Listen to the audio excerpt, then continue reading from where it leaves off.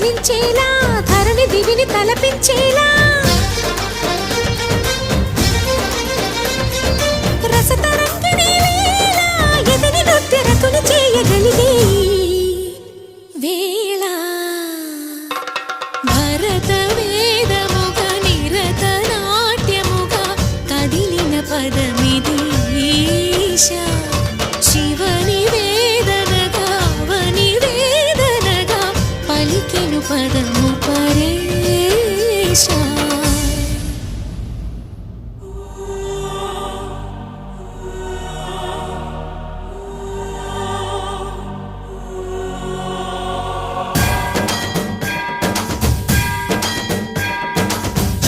సావర గంగాచిత శిరముల మండిత కర పురహర